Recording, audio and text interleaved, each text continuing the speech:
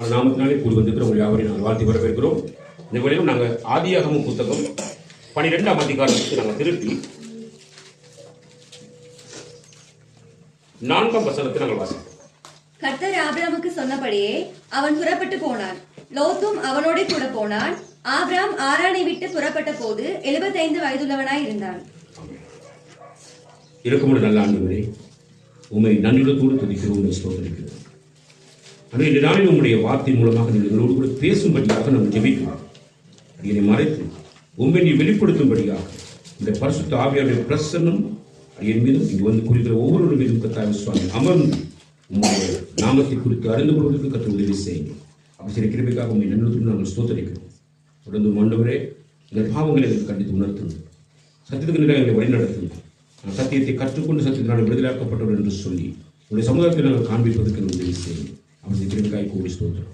இயேசு கிறிஸ்துவின் தூய நாமத்தில் இருக்கிறோம் எங்கள் ஜீவனோடு நல்ல பிதாவே, ஆமென். இந்த நாளில் நாங்கள் பார்க்கிறதான காரியமானது நாம் தேவ செய்கையாய் இருக்கிறோம். நாம் தேவ செய்கையாய் இருக்கிறோம் என்பதான தலைப்புல நாளை நாங்கள் பார்க்க போகிறதான காரியங்கள் முதலாவது வாசித்தோம். 4ஆம் வசனம், அதாவது நீங்க பார்த்தீங்கன்னா ஆபிரகாமை தேவன் அழைக்கிற பொழுது அவனுக்கு வயது வந்து 75 வயதுள்ளவனாக இருந்தார் என்று சொல்லி நாங்கள் பார்க்கிறோம். அப்ப நல்ல கவனிங்க. அப்ப 75 வயதுள்ளவனாக இருக்கிற பொழுது மேலே ஒரு வசனம் சொல்லப்படுகிறது. 2வது வசனத்திற்கு வாசிங்க. நான் உன்னை பெரிய ஜாதியாக்கி உன்னை ஆசீர்வதித்து உன் பெயரை பெருமைப்படுத்துவேன், நீ ஆசீர்வாதமாய் இருப்பாய். ஆண்டவர் ஒரு மனிதனை தன்னுடைய ராஜ்யத்துக்கு நேராக அழைக்கிற பொழுது அந்த அழைக்கப்படுகிற மனிதனுக்கு கொடுக்கப்படுகிறதான முதலாவது காரியம் வந்து அவனை ஆசீர்வதிப்பேன், அதுபோல அவனுடைய பெயரை பெருமைப்படுத்துவேன், நீ ஆசீர்வாதமாய் இருப்பாய் என்றுதான் இங்கே பேசப்படுகிறது நாங்கள் பார்க்கிறோம். சாரி, அப்ப நல்ல கவனிங்க. ஆண்டவராகிய தேவன் இந்த மனிதனை ஆசீர்வதிக்கிறதுக்கு முன்பதாக, நான் ஆசீர்வதிப்பேன் என்று சொல்வதற்கு முன்பதாக, இந்த மனிதனிடத்துல ஒன்றுமே இல்லாம, ஒரு ஆசீர்வாதமும் இல்லாம, அவன் ஒரு மிகப்பெரிய ஒரு தரித்திரம் முடிச்ச ஒரு மனுஷனை போல இருந்தானா, இல்லது வேற ஏதாவது முறையில் அவன் இருந்தான்னு சொல்லி நீங்க பார்க்கிற பொழுது நீங்க 5வது வசனத்தை வாசிச்சீங்கன்னா உங்களுக்கு புரிஞ்சு கொள்ளலாம். வாசிங்க 5ஆம் வசனத்தை. ஆபிரகாம் தன் மனைவியாகிய சாராயையும் தன் சகோதரனுடைய குமாரனாகிய லோத்தையும் தாங்கள் சம்பாதித்திருந்த தங்கள் சம்பத் எல்லாவற்றையும் ஆரானிலே சவதரித்த ஜனங்களையும் கூட்டிக் கொண்டு அவர்கள் கானான் தேசத்துக்கு புறப்பட்டு போய் கானான் தேசத்தில் சேர்ந்தார்கள். நீ நல்லா கவனிப்பீங்கன்னு சொன்னா, இங்க சானே ஆபிரகாம் அங்கிருந்து வருகிற பொழுது அவன் ஆரானிலே சவதரித்ததான ஜனங்களையும் சானே, அப்ப நல்லா கவனிங்க. அந்த இடத்துல நாங்கள் பார்க்கிற பொழுது தாங்கள் சம்பாதித்திருந்த தங்கள் சம்பத் எல்லாவற்றையும் ஆரானிலே சவதரித்த ஜனங்களையும் கூட்டிக் கொண்டு அவர் வந்து கானான் தேசத்துக்கு போனார்னு சொல்லி நாங்கள் பார்க்கிறோம். இல்லை, அப்ப நீங்க பாத்தீங்கன்னா ஆபிரகாம் வந்து ஒரு தரித்திரனாக என்ன செய்யல, வரையில. அப்ப அவனுக்கிட்ட நிறைய ஆசீர்வாதங்கள் இருந்தது. அவன் நிறைய பேரை சம்பாரிச்சு வச்சிருந்தான். அதாவது ஆரான்ல வந்து நிறைய பேர் அவன் வந்து சம்பாரிச்சு வச்சிருந்தான். ஆண்டவர் இந்த இடத்துல சாணி உன்னை நான் ஆசீர்வதிப்பேன் சொன்ன காரியத்தினுடைய சாணி காரியம் என்ன என்பதை நாங்கள் உணர்ந்து கொள்ள வேண்டும். எங்களிடத்துல அநேகமான காரியங்கள் இருக்கும். நாங்கள் நிறைய பேர் நீங்க பார்த்து நிறைய விதமான ரீதியில் ஆசீர்வதிக்கப்பட்ட ஜனங்களாக, ஆசீர்வாதம் நிறைய உலகத்தினுடைய ஐஸ்வர்யங்கள் நிறைஞ்ச ஜனங்களாக இருக்கலாம். ஆண்டவர் ஒரு மனிதனை அழைக்கிற பொழுது இந்த பொண்ணு பொருள் இந்த மாதிரியான ஆஸ்திகளை கொடுத்து எங்களை ஆசீர்வதிப்பதற்காக அழைத்திருக்கிறார் அப்படின்னு சொல்லி பார்த்தீங்கன்னா, இங்க அவன் வெறுமையா வந்திருப்பான், ஒண்ணுமே இல்லாம வந்திருப்பான். ஆனால் எல்லாம் நிறைய ஆசீர்வாதங்களோடு தான் வர்றான், அந்த காலகட்டத்துக்குள்ளே வாரான்.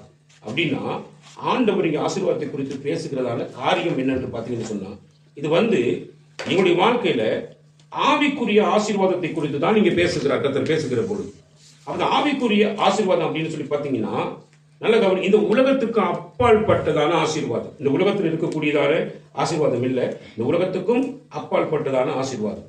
இந்த உலகத்தில் நீங்க பாத்தீங்கன்னா அநேக ஜனங்கள், இன்னைக்கு நீங்க எபேசியர் புத்தகம் 2ஆம் அதிகாரத்துக்கு நீங்க திருப்பி கொடுங்க. சார், உலகத்தில் பாத்தீங்கன்னா அநேகமான ஜனங்கள் சார் தங்களுடைய காரியங்களை எவ்விதமாக செய்து கொண்டிருக்கிறார்கள் என்று பாத்தீங்கன்னு சொன்னா, அவங்க சார் எல்லாருமே தங்களுடைய செயல்களை அவர்கள் செய்து கொண்டிருக்கிற ஒவ்வொரு செயல்களும் சார் எப்படிப்பட்டதாக இருக்கும் அப்படின்னு பாத்தீங்கன்னா அவர்களுடைய சுய நீதியை வெளிப்படுத்தக்கூடியதான செய்கைகளாக இருக்கும். நல்ல கவனி. இப்ப நான்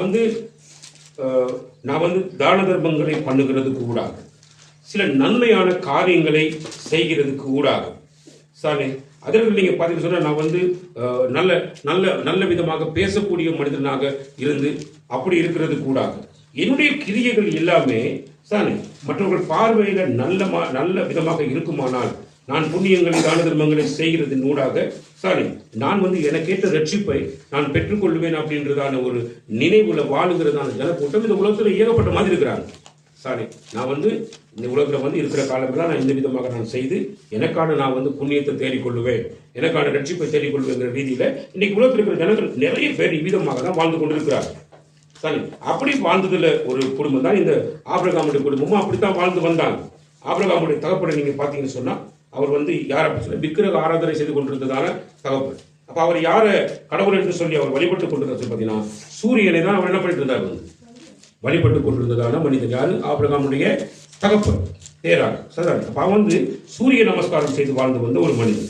அப்ப சூரிய நமஸ்காரம் செய்து வாழ்ந்து வந்ததான அந்த குடும்பத்துக்குள்ள ஆபிரகாம் என்ற ஒரு மனிதனை தேவன் தெரிவு செய்கிற பொழுது நல்லா கவனிங்க, அவனுக்கு வயது 75 இருந்தது. 75 வயது அப்படின்னு பார்த்தீங்கன்னா நல்ல கிள வயதுல தான் என்ன பண்ணிக்கிறான் அவனுக்கு அழைப்பை கொடுத்தார். கர்த்தர் அழைப்பை கொடுக்கிற பொழுது அதற்கு வயது எல்லைகள் எல்லாம் ஒன்றுமே என்ன செய்யறது இல்லை, கிடைக்கல. எந்த வயதிலையும் ஆண்டவர் அழைக்கக்கூடியவராக இருப்பார், அழைக்கக்கூடிய தேவனாக இருப்பார். அப்ப ஆபிரகாமுக்கு கொடுத்ததான அழைப்பு, அவரை ஆசீர்வதிப்பேன் என்று சொன்ன ஆசீர்வாதம், அது எப்படிப்பட்ட ஆசீர்வாதமாக இருக்கும் பார்த்தீங்கன்னா அது ஆவிக்குரிய ஆசீர்வாதமாக என்ன செய்யப்படுகிறது, அழைக்கப்படுகிறது. அப்ப நல்ல கவனிங்க, இங்க நாங்க எபேசியர் புத்தகத்துக்கு நாங்கள் திருப்புகிற பொழுது 2ஆம் அதிகாரத்திலே தானே நீங்க வாசிங்க 2ஆம் வசனத்துல, அவைகளில் நீங்கள் முற்காலத்திலே இவ்வுலக வழக்கத்திற்கு ஏற்றபடியாகவும் கீழ்ப்படியாமையின் பிள்ளைகளிடத்தில் இப்பொழுது கிரியை செய்கிற ஆகாயத்து அதிகார பிரபுவாகிய ஆவிக்கேற்றபடியாகவும் நடந்து கொண்டீர்கள். அவர்களுக்குள்ளே நாம் எல்லாரும் முற்காலத்திலே நமது மாம்ச இச்சையின் படியே நடந்து நமது மாம்சமும் மனசும் விரும்பினவைகளை செய்து சுபாவத்தினாலே மற்றவர்களைப் போல கோவாக்கினையின் பிள்ளைகளாய் இருந்தோம். நல்ல கவனிங்க, இது எல்லாருடைய வாழ்க்கையிலையும் தேவ கோபம் எப்பொழுதுமே எங்களை சூழ்ந்திருந்தது. இந்த உலகத்துக்கிற எல்லா மனுஷர்களுக்குள்ளேயும் தேவ கோபம் எப்படின்னு பார்த்தீங்கன்னா சொன்னா சூழ்ந்திருந்தது. அப்ப தேவ கோபம் எதனால் எங்களுக்கு சூழ்ந்திருந்தது அப்படின்னு பார்த்தீங்கன்னா, மனிதர்களாகிய நம்ம எல்லாருடைய வாழ்க்கையிலையும் நாம நினைக்கிறத தான் செய்வோம், நாம விரும்புறதை தான் செய்வோம். நாம என்ன தீர்மானம் பண்ணினோமோ அந்த தீர்மானத்தில் நம்ம என்ன பண்ணிட்டு இருப்போம், எல்லாரும் உறுதியாக இருக்கும். இன்னைக்கு என்னுடைய பிள்ளைகள் எல்லாம் நீங்க கவனித்து பார்த்தீங்கன்னா, இந்த பிள்ளைகள்லாம் தகப்பன் தாய் சொல்றதெல்லாம் கேட்கறது இல்லை. அவங்க என்ன விரும்புறாங்களோ, அவங்க என்ன தீர்மானத்தை எடுக்கிறாங்களோ அந்த தீர்மானத்தின்படி அவங்க என்ன பண்ணணும், அவங்க நடந்துடணும்னு சொல்லி முடிவு எடுக்கிறது. நல்லா கவனி, சில பிள்ளைகள் வாழ்க்கையில சீர்கேடான பாதையில வயது எல்லைகளுக்கு மிஞ்சி சில காரியங்களை பண்ணிட்டு இதன் மூலமாக அவர்களுடைய வாழ்க்கையில ஏதாவது இழப்புகள் பிரச்சனைகள் வருகிற பொழுது என்ன செய்வாங்க அப்படின்னு பாத்தீங்கன்னா, அதுக்கு பிறகு அதுல சோர்ந்து போய் திரும்ப பாத்தீங்கன்னா பழக்கமே இல்லாத குடிப்பழக்கத்துக்கு ஆளாகிடுவாங்க. சரி, பழக்கமே இல்லாத தேவையற்றதான கெட்ட காரியங்களுக்கு ஈடுபடுவாங்க. இப்படிலாம் போயிட்டு என்ன பண்ணுவான்னா, சரிதானே, அவனுடைய வாழ்க்கை என்ன பண்ணிட்டு இருக்கான், அழிச்சு கொண்டு. ஏன்னா அவனுடைய மனசு என்ன விரும்புதோ அதை என்ன பண்றான், செய்யலாம். அவருடைய மாம்சம் எதை விரும்புகிறதோ அதையே செய்யலாம். அப்ப தேவன் எவ்வளவு பெரிய அந்த கோபத்தை அவர்கள் மீது வச்சிருக்கணும் அப்படின்னு பார்த்தா, அவ்வளவு கோபத்தை அவர்கள் மீது சுமத்த வேண்டும் ஆண்டவர். ஏன்னா ஒவ்வொருத்தரும் செய்கிற பாவங்களை நிமித்தம் அவர்கள் எல்லாரும் என்ன செய்யப்பட வேண்டும் என்று சொன்னா தண்டிக்கப்பட வேண்டும். நாங்கள் பழைய ஏற்பாட்டு காலத்தில் நீங்க பார்க்கிற பொழுது சாரி என்னென்ன பாவங்கள் அந்தந்த பாவங்களுக்கு ஏற்ற தண்டனைகள் என்ன செய்யப்பட்டிருந்துச்சு, வந்தாங்க, கொடுக்கப்பட்டிருந்தது. ஆனால் சாரி நல்லா கவனிங்க, அப்ப நாங்கள் எல்லாரும் கோபத்துக்கு தேவனுடைய கோப ஆக்கினைக்கு பிள்ளைகளாக இருந்தோம். ஆனாலும் ஒரு சம்பவம் நடக்கிறது. சானே தேவன் என்ன பண்றாரு சொல்லி பாத்தீங்கன்னா, அதுக்கு மாறாக இப்ப கோபப்படுகிறவர் தன்னை என்ன பண்றாரு அப்படின்னு சொல்லி பாத்தீங்கன்னா, இரக்கம் உள்ளவராக வெளிப்படுத்துகிறதற்கு சித்தம் கொண்டு அவருடைய மிகுந்த இரக்கத்தை சானே மிகுந்த அன்பை இந்த ஜனங்களுக்கு அவர் வெளிப்படுத்த. எந்த ஜனங்களுக்கு அப்படின்னு பாத்தீங்கன்னா, அநியாயங்களையும் அட்டுழியங்களையும் செய்து தன்னுடைய விருப்பப்படி சகலத்தையும் பண்ணி கொண்டு தெரியக்கூடியதான அந்த ஜனங்கள் மேல தேவன் இரக்கம் கொள்கிறவராக அன்பு கூறுகிற தெய்வமாக என்ன செய்றார் இருக்கிறார். இன்னைக்கு எங்களுடைய வாழ்க்கை நீங்க கவனிச்சு பார்த்தீங்கன்னா, நமக்கு யாராவது துரோகம் செய்தா, நமக்கு யாராவது கெட்டது பண்ணா சானே, நமக்கு எதிரடியாக ஏதாவது காட்டு பண்ணாங்கன்னா நம்ம எவ்வளவு தூரம் நம்ம நடந்து கொள்கிறோம், அவங்க மேல எங்களுக்கு அன்பு காட்ட முடியுமான்னு பார்த்தீங்கன்னா நிச்சயமா எங்களுக்கு அன்பு காட்டுறது முடியாது. சானே அவங்க மேல இறக்கப்பட முடியாது. நாங்க என்ன பண்ணுவோம்னா, நாங்க ரொம்ப கோவப்பட்டு அதுக்கு எதிராக நம்ம செயல்படக்கூடியதான ஜனங்களாக தான் இருக்கும். ஆனால் தேவ இரக்கத்தை பெற்றுக்கொண்டு இன்றைக்கு கர்த்தரை ஆராதிக்கக்கூடியதான நம்முடைய வாழ்க்கையில தேவன் எந்த விதமாக நமக்கு அன்பு கூர்ந்தாரோ, தேவன் எந்த விதமாக நம்ம மீது இறக்கப்பட்டாரோ, அதே விதமாக நாமும் நம்மை சுற்றிலும் இருக்கிற சத்துருக்கள் மேல நாங்கள் இரக்கம் கொள்ள வேணும், அவர்கள் மேல் நாங்கள் என்ன பண்ணணும், அன்பு காண்பிக்க வேண்டும் என்பதுதான் தேவன் எங்களிடத்துல எதிர்பார்க்கிறதான காரியம். நல்லா புரிஞ்சுக்கொள்ளும். சரி, அந்த அன்பை காண்பிப்பதற்கு இப்ப எங்களிடத்துல அன்பு இருந்தாதான் அன்பு நாங்கள் என்ன செய்யலாம், காண்பிக்கலாம். இப்ப தேவனிடத்துல ஆல்ரெடி என்ன இருந்துச்சு, அன்பு இருந்துச்சு. அவர் அன்புள்ளவர், அதனாலதான் அவர் என்ன பண்றார், அந்த அன்பை வெளிப்படுது. இப்ப எங்க யாருக்கிட்டையுமே அன்புங்கிறது இல்லை. சரி, நல்ல கவனி.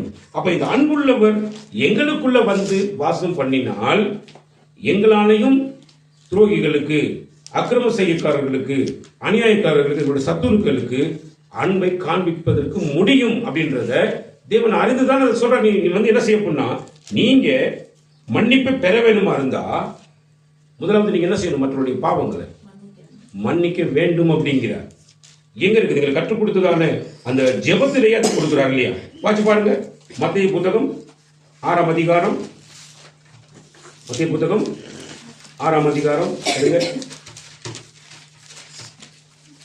முதலாம் வசனத்துக்கு வாசிங்க. அந்த ஜெபத்துக்குரிய வசனத்தை பரமண்டலங்களிலே நீங்கள் ஜெபம் பண்ண வேண்டிய விதமாவது, பரம மண்டலங்களில் இருக்கிற எங்கள் பிதாவே, உம்முடைய நாமம் பரிசுத்தப்படுவதாக. நல்ல கவனி. நாம ஜெபம் பண்ணுகிற பொழுதே எங்களுக்கு ஒரு காரியத்தை சொல்ல வருகிறார் கர்த்தர். என்ன அப்படின்னா, பரமண்டலங்கள் இருக்கிற எங்கள் பிதாவை என்று கூப்பிட்டு ஜெபிக்க சொல்றார். பிதா என்று சொன்னா தகப்பனுடைய ஸ்தானத்தை காண்பிக்கிறார். ஒரு தகப்பனுடைய ஸ்தானம், அவர் தகப்பனாக இருக்கிறாரு. அப்ப தகப்பனை நோக்கி ஜெபிக்கிறவர்கள் யாராக இருக்கிறார்கள் என்பதை புரிஞ்சு கொண்டுதான் ஜெபிக்கணும். நல்ல கவனி. இப்ப எங்க அப்பா இருக்கிற பரலோகத்தில் இருக்கிறார், அப்பான்னு கூப்பிடணும். பிதான் என்ன அர்த்தம், அப்பன்னு அர்த்தம். அந்த அப்பாவேன்னு சொல்லி கூப்பிட்டு ஜெபிக்கிற பொழுது என்னுடைய உள்ளத்துல நான் முழுவதுமாய் அறிந்து கொள்ள வேண்டிய மிக முக்கியமான ஒரு காரியம், நான் வந்து அவருடைய பிள்ளையாக இருக்கிறபடினால என்னை அப்பான்னு கூப்பிட சொல்லியிருக்கிறார். நான் யாராக நான் பிள்ளையாக இருக்கிறபடினால என்னை அப்பான்னு கூப்பிட்டு ஜெபிக்க சொல்லியிருக்கிறார். அப்ப நான் இதை வந்து முதல் புரிஞ்சு கொள்ள வேண்டும்.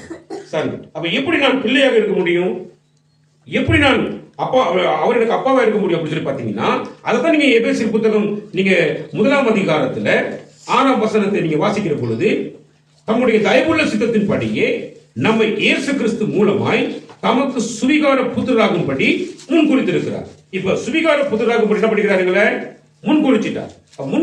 இப்ப நாங்க எல்லாம் சுவீகரிக்கப்பட்டதால தேவனுடைய பிள்ளைகளாக என்ன செய்யப்படுகிறோம், இருக்கிறோம். அப்ப தேவனுடைய பிள்ளைகளாக இருக்கிறபடினால நாங்க என்ன செய்யலாம்னு பாத்தீங்கன்னு சொன்னா, நாங்க ஆண்டவரை, அதாவது ஆண்டவராகிய தேவனை நாங்க எப்படி கூப்பிடலாம்னு சொல்றாரு. சொல்லும் பொழுது எப்படி சொல்றாரு வந்து, அப்பா என்ன செய்யலாமா, எங்களுக்கு நாங்க என்ன செய்யலாமா, கூப்பிடலாமா தானே.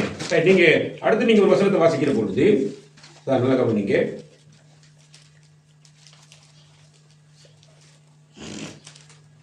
நீங்க 2 கொரிந்தியர் புத்தகத்தை திருப்புங்க. 2 கொரிந்தியர் புத்தகம் 6ஆம் அதிகாரம் திருப்புங்க. 2 கொரிந்தியர் 6ஆம் அதிகாரம்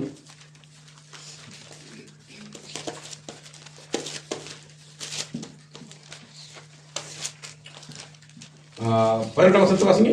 அப்பொழுது நான் உங்களை ஏற்றுக்கொண்டு உங்களுக்கு பிதாவாய் இருப்பேன், நீங்கள் எனக்கு குமாரரும் குமாரத்திகளுமாய் இருப்பீர்கள் என்று சர்வ வல்லமையுள்ள கர்த்தர் சொல்லுகிறார்.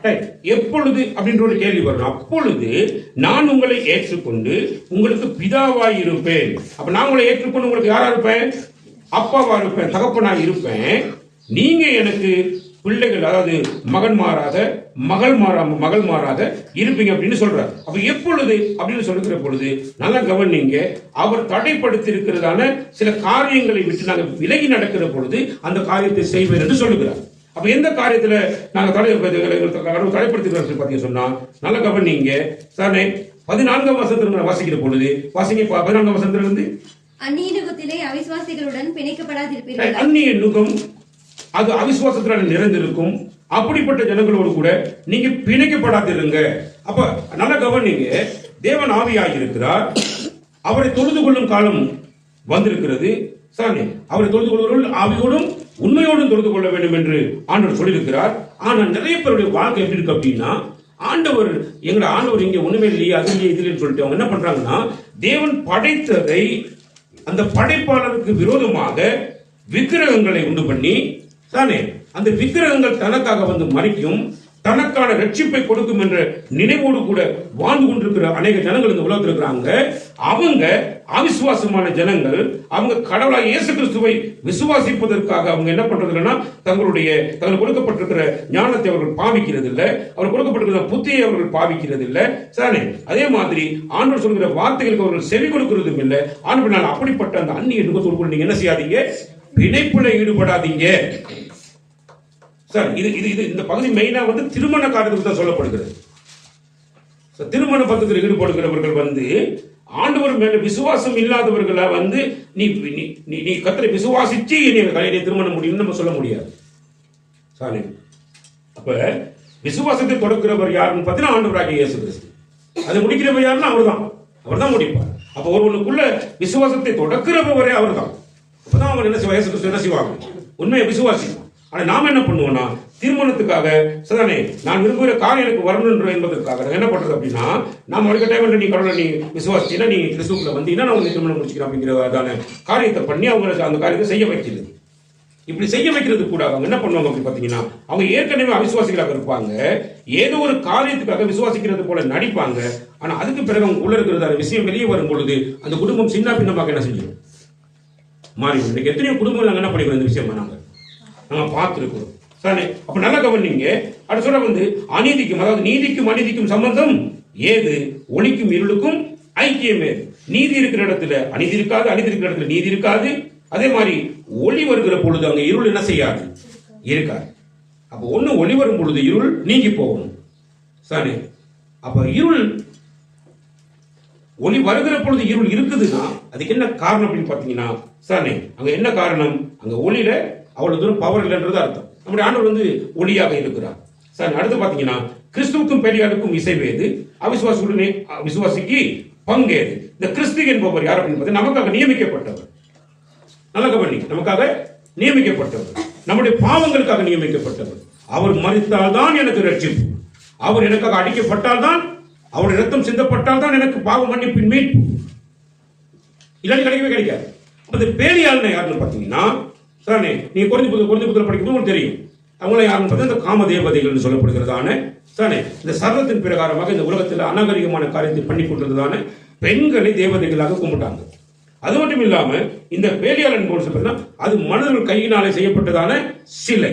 அந்த சிலை சதானே ஒருபோதும் ஒரு மனிதனுக்கு ரட்சிப்பை என்ன செய்யாது, கொடுக்காது. ஏன்னா அந்த சிலைக்குள்ள ரத்தமே இல்லை.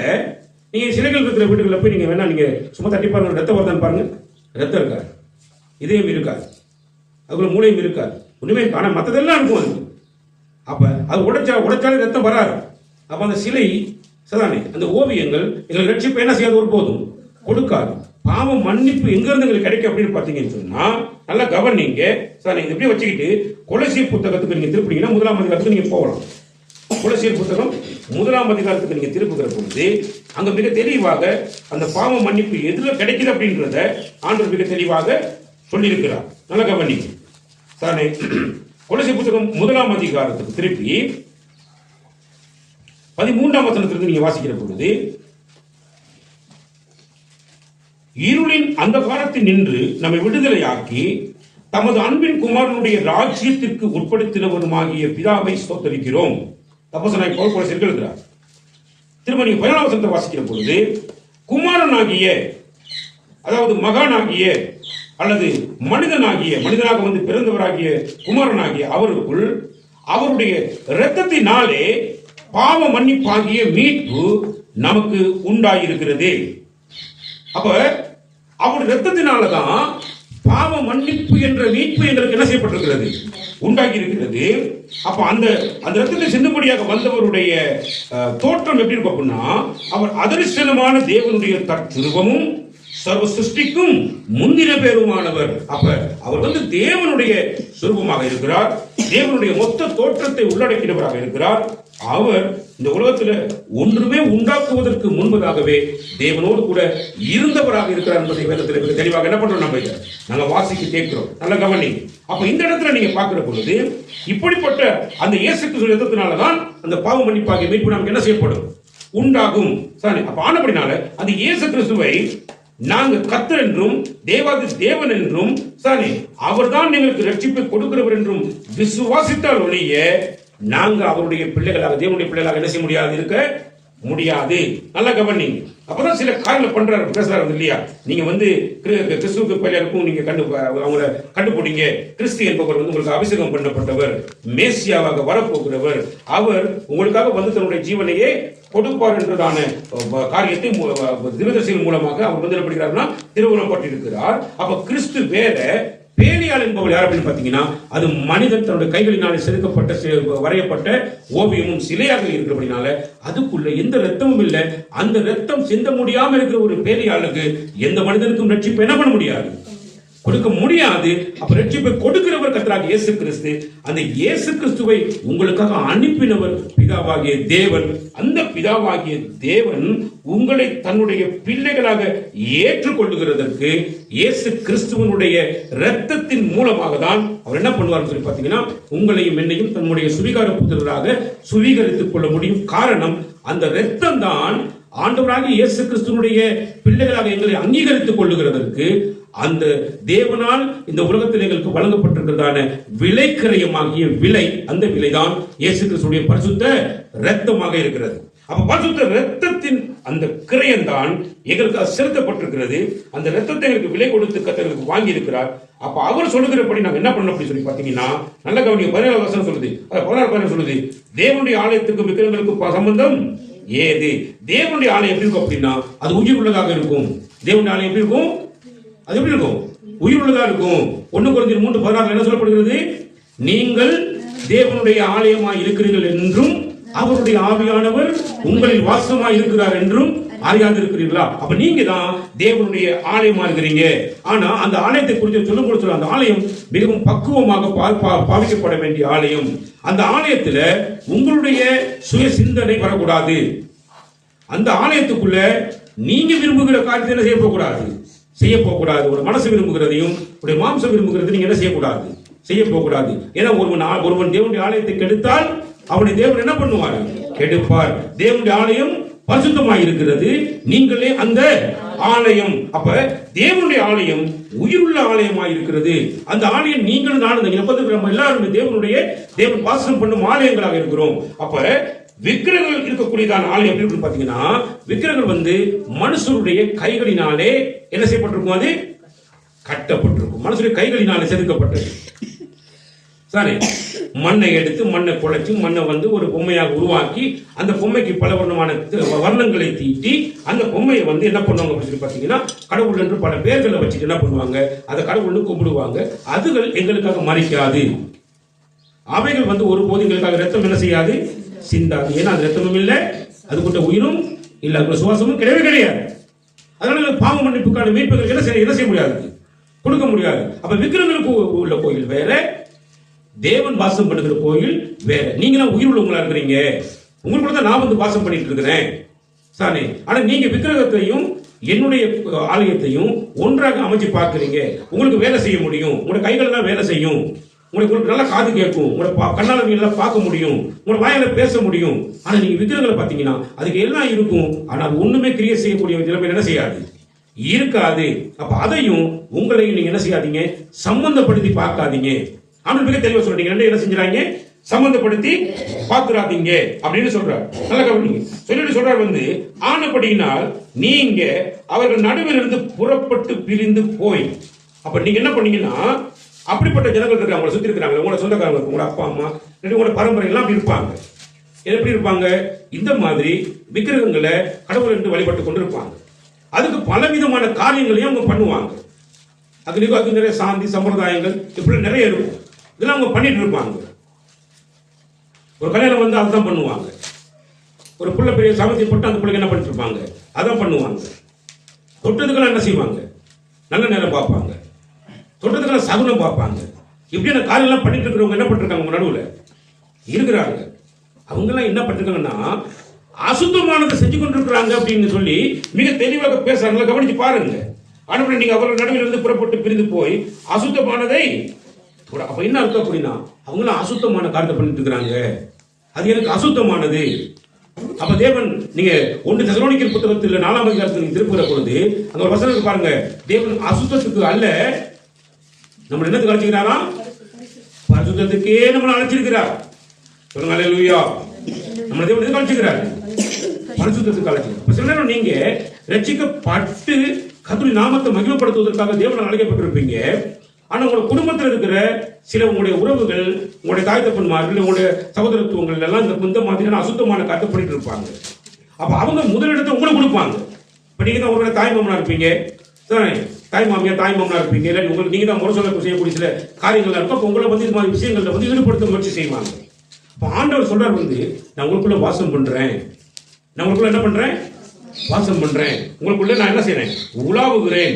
வாட்சி பாருங்க, நீங்க எங்க வசனம் எடுத்துட்டீங்களா? எத்தனை வசனம்? 4 அதிகாரம் 7 வசனம் சொல்லுது, தேவன் நம்மை அசுத்தத்திற்கல்ல பரிசுத்தத்திற்கே அழைத்திருக்கிறார். அப்ப தேவன் நம்மளை அழைச்சிருக்கிறதுடைய அழைப்பு கவனிக்க வேண்டும்.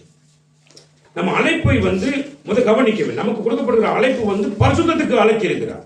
அப்ப நம்ம பரிசுத்த இடத்துல போய் நிக்க வேண்டும். சரி, டொய்லெட் கழுவுறதுக்கு அழைச்சிருந்தாக்க நான் டொய்லெட் இடத்துல போய் நிக்கணும். ஆனா நான் வந்து மேடையில ஏற்றப்பட்டு நின்று அங்க எனக்கு மாலை மரியாதை கொடுத்து என்னை வந்து ஒரு பெரிய ஒரு பிரமுகராக தேவன் ஏற்படுத்த சித்தம் கொண்டிருக்கிற பொழுது நான் அங்கதான் நிக்க வேண்டும். அப்ப நான் எப்பொழுதும் அழைப்பை நான் சரியாக புரிந்து கொள்ள வேண்டும். என்னை தேவன் அழைச்சிருக்கிற அழைப்பு வந்து என்னை பரிசுத்தத்துக்கு அழைச்சிருக்கிறார். பரிசுத்தத்துக்கு அழைச்சிருந்தா நான் தேவையில்லாத இடத்துக்கு போய் என்ன செய்யக்கூடாது, நிக்க போகக்கூடாது. தேவையற்ற காரியங்களுடைய வாழ்க்கையில் என்ன செய்யக்கூடாது, பண்ண போகக்கூடாது. ராஜாவாக அழைச்சிருந்தாருன்னா எங்க நிக்கணும், எங்க நின்று கொண்டான்.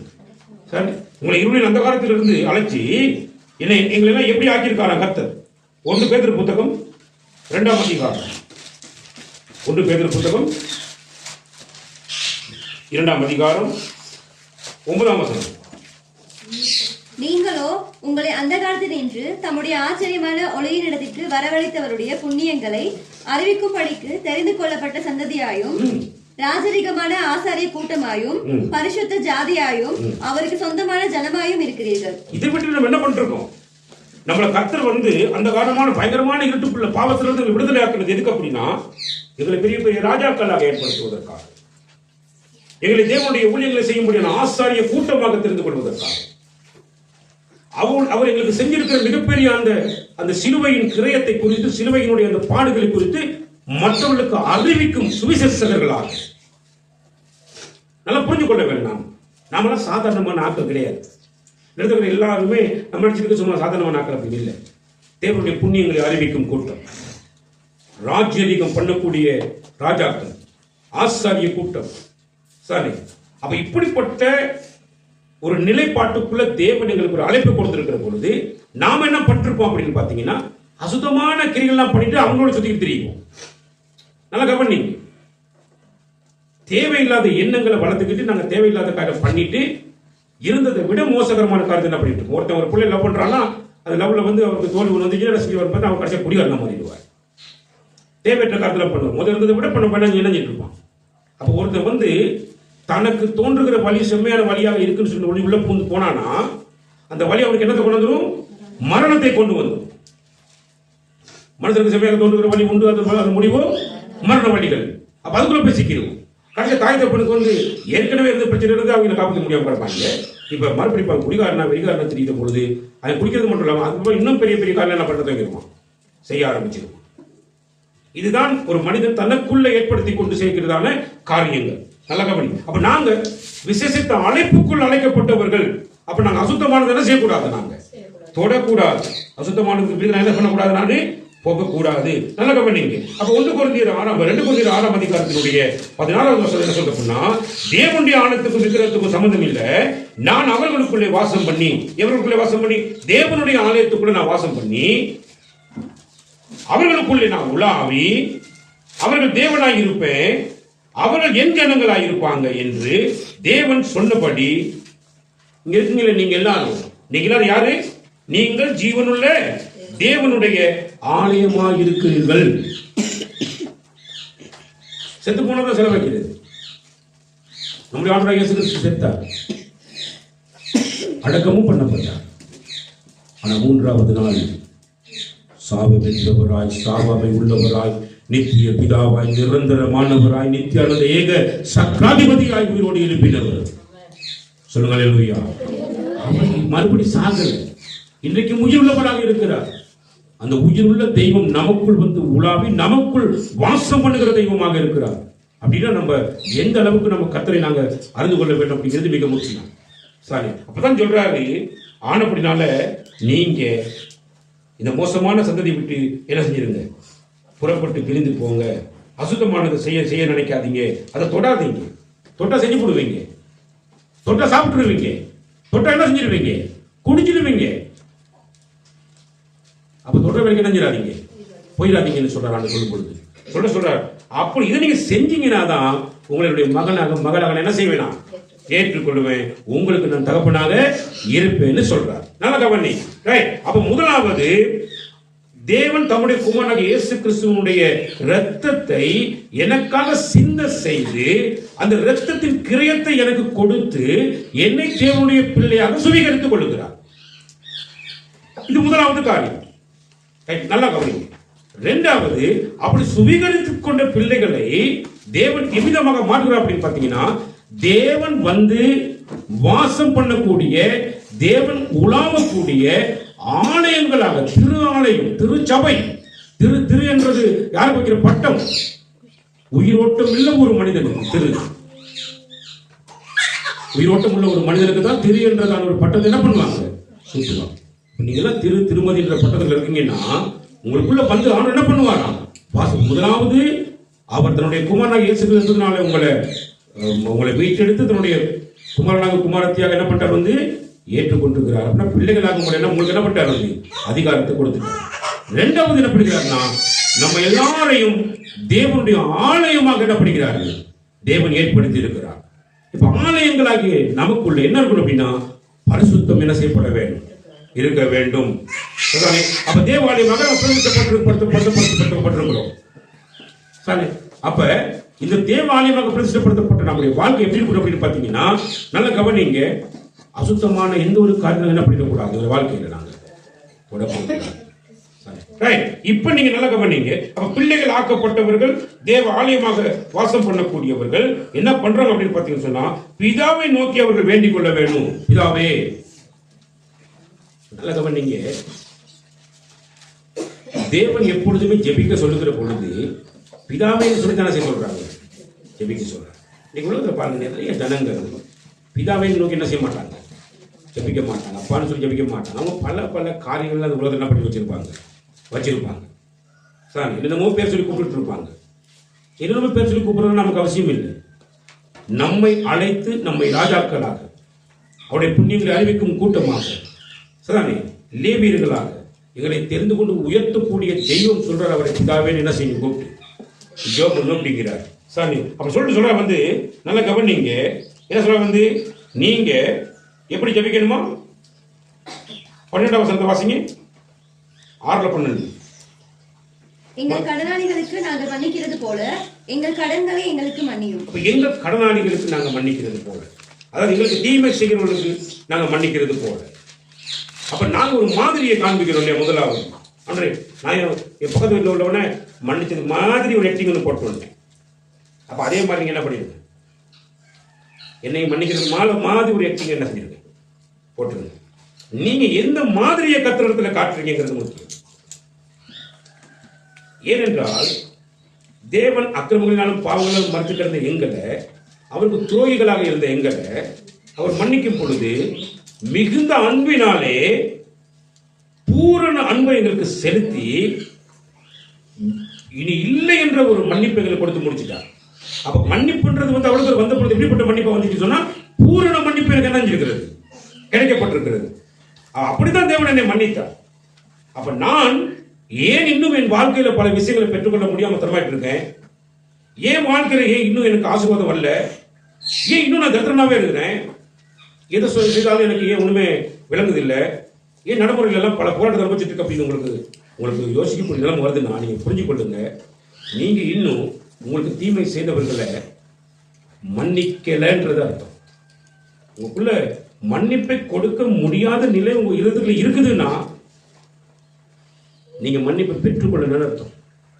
தேவனிடத்திலிருந்து மன்னிப்பை பெற்றுக்கொண்டால்தான் நீங்க பூர்ணமான ஆசீர்வாதத்தை என்ன செய்ய முடியும், உங்களால பெற்றுக்கொள்ள முடியும். ஏன், என்ன காரணத்தினால நான் இப்படி இருக்கிறேன், ஏன் வாழ்க்கை இப்படி இருக்கிறது, பிள்ளைகளோட வாழ்க்கை அந்த சிதறாக இருக்கிறது, ஏன் போராட்டத்தை போடிக்கொண்டிருக்கிறோம் அப்படின்னா உங்களுக்குள்ள வைராக்கியமான இருதயம் இருக்குமாக இருந்தால் ஆண்டவர் மிக தெளிவாக சொல்றார் வந்து, நீங்க இயேசு கிறிஸ்துவின் ரத்தத்தினால் மீட்கப்பட்ட நீங்க உங்களுக்குள்ள என்னெல்லாம் இருக்கக்கூடாது அப்படின்றத தேவன் உங்களுக்கு வெளிப்படுத்துகிற பொழுது, எபேசியர் புத்தகம் 4ஆம் அதிகாரத்துக்கு அவர் திருப்புகிற பொழுது என்ன பண்றார் அப்படின்னு பார்த்தீங்கன்னு சொன்னா, நல்லா வாசிங்க. எபேசியர் புத்தகம் 4ஆம் அதிகாரத்துக்கு திருப்பி 28ஆம் வசனத்திலிருந்து நீங்க வாசிக்கிற பொழுது சத்தமா வாசிங்க. திருடுகிறவன் இனி திருடாதீங்க, குறைச்சல் உள்ளவனுக்கு கொடுக்கத்தக்கதாக தனக்கு உண்டாயிருக்கும்படி தன் கைகளினால் நலமான வேலை செய்து பிரயாசப்பட கடவன். நல்ல கவனிங்க, குறைச்சலா இருக்கிற நீங்க ஆசீர்வாதமாக இருப்பதற்காக நலமான வேலை செய்யணும்னு சொல்லல. வசனத்தை நல்லா கவனிக்கணும். நீங்க வசனத்தை வாசிக்கிற பொழுது வேத வசனம், வேத பைபிள் எல்லாத்துக்கும் இருக்கும். இந்த பொழுது அவ்வளவு பேருக்கு பைபிள் தேவை இருக்கும். நல்லா கவனிங்க. என்ன சொல்றேன்னா, குறைச்சல் உள்ள நீங்க ஆசீர்வாதமா இருப்பதற்காக நலமான வேலை செய்யணும்னு சொல்லவே இல்லை. இந்த வேலையை அவர் சொல்லும் பொழுது என்ன சொல்றாருன்னா, குறைச்சல் உள்ளவனுக்கு கொடுக்கத்தக்கதாக சதானே தனக்கு உண்டாயிருக்கும் படி தன் கைகளினால் நலமான வேலை செய்து. இன்னைக்கு நீங்க எல்லாம் வேலை செய்யும் போதே கணக்கு போடுவீங்க. ஏன்னா அவங்களுக்கு இந்த வேலைக்கு போறேன், மாசத்துக்கு இவ்வளவு கிடைக்கும், நான் அதை பண்ண இதை பண்ண இவ்வளவு ரைட், இந்த விஷயம் எனக்கு குடும்பத்துக்கு எனக்கு போதும், என்னுடைய மனைவி பிள்ளைகளுக்கு போதும் அப்படிங்கிற ஒரு தீர்மானத்தை எடுத்து தான் நான் வேலை செய்யணும். தேவனுடைய பிள்ளைகளாக இந்த உலகத்தில் தெரிந்து கொள்ளப்பட்ட தேவ பிள்ளைகள் என்ன பண்ணணும் அப்படின்னா, நம்மளை சுற்றி நிறைய பேர் குறைச்சல் இருப்பாங்க, நிறைய பேர் தரித்திரம் முடிச்சு போயிருப்பாங்க, நிறைய பேர் சரியான போராட்டத்தில் இருப்பாங்க, சில பேருக்கு வேலையே செய்ய முடியாத நிலைமையில் இருப்பாங்க, வேலை கிடைக்கும் வேலை செய்ய முடியாத நிலைமையில் இருப்பாங்க. சோம்பேறிகள் நான் சொல்றேன், பயந்து போய் இருக்கிறவங்க, சிலதுல கை கால்கள் இழந்தவர்கள், இப்படிப்பட்ட நிறைய பேர் இருப்பாங்க, அந்த உலகத்தில் இருப்பாங்க. சரி, அப்ப குறைச்சல், அவங்களுக்கு என்ன குறைச்சல், வேலை செய்யறதுக்கும் இயல முடியாத நிலைமையில் இருக்கக்கூடியதான ஜனங்கள் இருக்கிறாங்க. அவங்களுக்கு நீங்க கொடுக்க வேணும். அது மட்டும் இல்லாம உங்களுக்கும் உண்டாயிருக்க வேணும். இன்னைக்கு தேவ பிள்ளைகள் எப்படிப்பட்டவங்க இருக்கீங்க அப்படின்னா, நம்ம வீட்டு வேலைகள்ல வந்து நம்ம கணக்கு பார்த்துருவோம். 2 நாளைக்கு வேலைக்கு போவோம், 3ஆவது நாள் வீட்டில் படுத்துக்கிடுவோம். நேற்று வாங்கிட்டு இருக்குமே வீட்டில், இன்னைக்கு அதை செஞ்சுட்டு இன்னைக்கு இருப்போம்னு சொல்லிட்டு சில சோம்பேறி போய் அடுத்த நாள் வேலைக்கு போக மாட்டாங்க. வீட்டில் இருக்கிற சின்ன முடிச்சுட்டு உட்காந்துருப்போம் அப்படிமா. நல்ல கவனி, தேவ பிள்ளைகள் அப்படிலாம் இருக்க முடியாது. முதலாவது என்ன பண்ணணும், மற்றவர்களுக்கு குறைச்சல் இருக்குது என்பதை நினைத்தவன் வேலை செய்யணும். தனக்கு தன் பிள்ளைகளுக்கும் தேவை என்பதை நினைச்சு வேலை செய்யணும். அதை செய்யும் போது நலமான வேலையை பார்த்து செய்யணும் அப்படிங்கிறார். ஏன் நலமான வேலையை பார்த்து சொல்றாருன்னா, சில வேலைகளில் போயிட்டு ஈடுபட்டுட்டா அந்த வேலைகள் அநீதியான வேலைகளாக என்ன செய்யுது உலகத்தில் இருக்கும். சில சில சில வேலை கொடுக்குறவங்க வந்து மோசகரமான வேலையை பட்டுகளுக்கு இந்த வேலையை கொடுப்பாங்க. நம்மளே நலமான வேலையை தேர்ந்தெடுக்கிறோம். அது மட்டும் இல்லாம சபை கூடி வருகிற ஒரு காரியத்திற்கு தடையாக இருக்கக்கூடிய வேலையா இருந்தா அந்த வேலையை நம்ம என்ன பண்ணக்கூடாது, செய்யக்கூடாது. சபை கூடி வர்றதுக்கு நாங்க தடையா இருக்கக்கூடிய வேலை செய்ய போயிட்டோம்னா நாங்க சபைக்கு என்ன செய்ய முடியாது, கூடி வந்து கத்திர என்ன செய்ய முடியாது, ஆராதிக்க முடியாது. நம்ம கவனமா இருக்கும், நல்ல கவனம். அப்ப நாங்க அப்படிப்பட்ட வேலையெல்லாம் செய்ய வேணும். மற்ற கெட்ட வார்த்தை ஒன்று உங்கள் வாயிலிருந்து என்ன செய்யக்கூடாது. நான் சொன்னதை எடுத்தவங்க இன்னைக்கு என்ன பண்ண செம்ம தூசண வார்த்தையில அவங்க படிச்சு கொடுப்பாங்க, மற்றவங்க அப்படி பேசுவாங்க. கெட்ட வார்த்தை ஒன்று என்ன செய்யக்கூடாது, வாயிலிருந்து என்ன செய்யக்கூடாது, புறப்படக்கூடாது. பக்தி விருத்திக்கு ஏதுவான நல்ல வார்த்தைகள் என்ன செஞ்சா உண்டானால் அதையே நீங்க என்ன செய்யுங்க, கேட்கிறவர்களுக்கு பிரயோஜனம் உண்டாகும்படி பேசுங்க. அன்றையும் நீங்கள் மீட்கப்படும் நாளுக்கு என்று புத்திரியாக பெற்றுக்கொண்டு தேவனுடைய பரிசுத்தாவியை என்ன செய்யாதீங்க, துக்கப்படுத்தாதீங்க. எப்படி துக்கப்படுத்துறீங்க, பரிசுத்தாவி கூட வந்துட்டாரு, உங்களை மன்னிச்சவர் வந்துட்டாரு, உங்க கூட பூர்ண மன்னிப்பு உங்களுக்கு கொடுத்துருக்கிறார், அவர் உங்களுக்குள்ள வாசம் பண்றார். நீங்க தான் அவருடைய ஆலயமா இருக்கிறீங்க. ஆனா உங்களுக்குள்ள என்னெல்லாம் இருக்கு, வாசி சத்தமா வாசி. உங்களுக்கு என்னெல்லாம் இருக்கு, சகல விதமான கசப்பு இருந்தா பரிசுத்தாவியினர் துக்கப்படுவார். கோபம் இருந்தா துக்கப்படுவார். மூர்க்கம் இருந்தா என்ன செய்வார், துக்கப்படுவார். கூக்குரலும் தூசணம், கூக்குரலும் சாபம் விட்டு பெரிய பெரிய லெவல்ல சாப்பிட்டு நாசமா போவோம், அவன் பிடிச்சி அப்படியே வேணும் நம்மளுக்கு எப்ப பார்த்தா துன்பப்பட்டு அப்படின்னு சொல்லி இந்த மாதிரி விஷயங்களை பண்றது, கூக்குரல் சத்தம் போடுறது, தூசணம் பேசுறது. மற்ற எந்த துர்க்குணமும் உங்களை விட்டு நீங்க கடவுள். நம்ம எந்த துர்க்குணமும் உங்களை விட்டு என்ன செஞ்சிடணும், நீங்க வேணும். ஏன் அப்படின்னா நல்லா கவனிங்க, 32 வசனம் மிக முக்கியம், வாசிங்க. ஒருவருக்கு ஒருவர் தயவாயும் ஒருவருக்கு என்ன செய்யுங்க, தயவாயும் மன உருக்கமாயும் இருந்து கிறிஸ்துவுக்குள் தேவன் உங்களுக்கு மன்னித்தது போல நீங்களும் ஒருவருக்கு ஒருவர் மன்னியுங்கள். இப்ப இங்க என்ன சொல்ற அப்படின்னா, நீங்க ஜெபிக்கிற பொழுது நான் யாருக்கு எப்படி மன்னிச்சேனோ, எந்த மாதிரியில மன்னிச்சேனோ அந்த மாதிரி இனியும் மன்னிங்க அப்படின்னு ஜெபம் பண்ணுன்னு சொல்லி கொடுக்குறாரு. இப்ப இங்க வரும்போது சொல்றாரு, தேவன் உங்களுக்கு எப்படி மன்னிப்பு கொடுத்தாரோ அது போல நீங்க மற்றவர்களுக்கு என்ன செய்யுங்க? மன்னிப்பு கொடுத்துருங்க. இந்த மன்னிக்க தெரியாது, மன்னிக்கக்கூடிய குணாதிசயம் இல்லாதவர்கள் ஏன் தேவனுக்கு பிள்ளைகளாக என்ன செய்யறார்? இருக்க முடியாது. அப்ப இந்த குணாதிசயத்தை எல்லாம் ஆண்டவர் என்ன பண்ணுகிறார் அப்படின்னு கேட்டீங்கன்னா, எபேசியர் 2ஆம் அதிகாரத்துக்குள்ள வருகிற நீங்க பொழுது 10ஆம் வசனத்துல நீங்க பாத்தீங்கன்னா, ஏனெனில் நற்கிரியைகளை செய்கிறதற்கு, 10ஆம் வசனம் சொல்லுது, நற்கிரியைகளை செய்கிறதற்கு, நல்ல செயல்களை நல்ல செயல்பாடுகளை செய்கிறதற்கு நாம் கிறிஸ்து இயேசுவுக்குள் சிருஷ்டிக்கப்பட்டு, நாம் கிறிஸ்து இயேசுக்குள் என்ன பண்ணுகிறோம்? சிருஷ்டிக்கப்படுகிறோம். அப்ப கிறிஸ்து இயேசுக்குள் சிருஷ்டிக்கப்பட்டிருந்தா எப்படி நாங்க வந்து சாரி அப்ப நாங்க எப்படி பரவாயில்ல? 2 கொரிந்தியர் புத்தகம் 5ஆம் அதிகாரம் 17வது வசனத்தை நீங்க பாக்குற பொழுது, ஒரு கிறிஸ்துவுக்குள்ள இருந்தா அவன் என்ன பண்ணணுமா? ஒருவன் கிறிஸ்துவுக்குள் இருந்தால் புது சிருஷ்டியா இருக்கிறான். நல்ல கவனம், நீங்க ஒருத்தர் கிறிஸ்துவுக்குள்ள இருந்தா அது புது சிருஷ்டியா இருக்கிறான். பழையவைகள் ஒளிந்து போய், பழைய குணம், பழைய நடவடிக்கைகள், பழைய செயல்பாடுகள் எல்லாம் அதோட ஒளிஞ்சு போச்சு. கிறிஸ்துவுக்குள்ள வட்டமா, கிறிஸ்துவ விசுவாசிச்சோமா, அவனும் ரட்சிப்பை கொடுத்தாரா, பாவ மன்னிப்பு நிச்சயத்தை எனக்கு தந்துட்டாரா, அப்படி புதிய சிருஷ்டியாக, புதிய படைப்பாளியாக இருக்கிற, புதிய என்ன சொல்றது, உருவாக்குதலுக்குள்ள இருக்கிற, நீ புதிய குழந்தையாக பிறந்திருக்கிற. அப்ப உனக்குள்ள எந்த கெட்ட காரியம் என்ன செய்யக்கூடாது? இருக்கக்கூடாதுன்னு மிக தெளிவாக கர்த்தர் பேசுகிறார் இல்லையா? அப்ப என்ன பண்ணணும் சொன்னா, நீ கிறிஸ்து இயேசுவுக்குள் சிருஷ்டிக்கப்பட்டு தேவனுடைய செய்கையாய் இருக்கிறோம். நாம் எல்லாரும் யாரும் செய்கையா இருக்கிறோம்? நம்மளாம் தேவனுடைய செய்கையாய் இருக்கிறோம். அவைகளை நாம் நடக்கும்படி அவர் முன்னதாக அவைகளை ஆயத்தம் பண்ணி இருக்கிறார். நம்ம போக வேண்டிய பாதைகளை தேவன் முன்கூட்டியே போட்டு வச்சுக்கிறார். நமக்கான தேவைகள் ஒவ்வொன்றையும் கர்த்தர் சந்தித்து வச்சிருக்கிறார். நம்ம நல்ல கிரியைகள் செய்ய வேண்டும். நான் மன்னிக்கணும் அப்படின்னா, எனக்கு மன்னிப்பை கர்த்தர் கொடுத்திருக்கிறாருன்னா, நான் பேசுற புரியுதா எல்லாத்துக்கும்? மன்னிப்பை எனக்கு கொடுத்திருக்கிறாருன்னா எனக்குள்ள மன்னிப்பு இருக்கிறது. அப்ப எனக்குள்ள இருந்தாலும் நான் மன்னிப்பு என்ன செய்யலாம்? கொடுக்கலாம். எனக்கு மன்னிப்பு கொடுத்திருக்கிறார், மன்னிப்பு எனக்கு இருக்குது. அப்ப நான் மன்னிப்பு தாராளமாக என்ன செய்யலாம்? மற்றவங்க என்ன செய்யலாம்? கொடுக்கலாம். கெட்ட வார்த்தைகள் பேச முடியாத அளவுக்கு தேவன் பரிசுத்த ஆவியை எனக்கு தந்திருக்கிறார். பரிசுத்த ஆவியின் பாவத்தை கண்டித்து உணர்த்துவா. நீ பேசுறது பேல, நீ அவமதிக்கிறது பேல, நீ கீழ்ப்படியாமல் போகிறது பேல, இப்படி எல்லாத்தையும் உணர்த்தி கொண்டே இருப்பார். அப்ப அவரை உணர்த்தி கொண்டிருக்கிறப்ப எனக்குள்ள இருக்கிறபடினால நான் அவைகளை ஒருபோது என்ன செய்ய முடியாது. அப்ப நற்கிரியைகளை செய்யும்படி தானே தேவன் எனக்கான எல்லா தேவைகளையும், எனக்கான எல்லா பாதைகளையும் முன்னதாகவே, அப்படின்னு என்ன அர்த்தம்னா, உலகம் உண்டாகிறதுக்கு முன்பதாகவே, நான் தேவனால் அழைக்கப்படுவதற்கு முன்பதாகவே எனக்கான எல்லாவற்றையும் ஆண்டவர் சீராக செய்து வச்சிருக்கிறாரு. ஆனதுனால எனக்கு அந்த பாதையில போக முடியும், எனக்கு நிறைய நன்மைகளை செய்ய முடியும், எனக்கு நிறைய காரியங்களை தேவனுக்கு முன்பதாக பரிசுத்தமானதாக என்ன செய்ய முடியும்? என்னால செய்ய முடியும். சாணி செய்யுங்கிறீங்க ஆண்டவரே, நீங்க கொடுத்தா தானே செய்யலாம். இன்னைக்கு நிறைய பேர் கேள்வி அப்படிதான் இருக்கு. எனக்காக எல்லாவற்றையும் முன்னதாக ஆண்டவர் என்ன பண்ணிக்கிறார்? ஆயத்தப்படுத்தி வச்சிருக்கிறார். சாரி, ஆபிரகாம் அழைக்கப்பட்டான். அவனுடைய அழைப்பு எப்படிப்பட்டது அப்படின்னா ஆவிக்குரிய அழைப்பு. ஆனா ஆபிரகாமுடைய அழைப்பு ஆவிக்குரிய அழைப்பாக இருந்த போதும் தேவனை விசுவாசித்து அவரை பின்தொடர்ந்து அவர் சொல்லுகிற காரியங்கள்லாம் செய்வதற்கு அவருக்கு 99 வயசு ஆரம்பிச்சு. 99 வயசுக்கு பிறகு அவன் என்ன பண்ண? ஆண்டவர் சொன்ன விஷயங்கள் என்ன செய்ய ஆரம்பிச்சான்.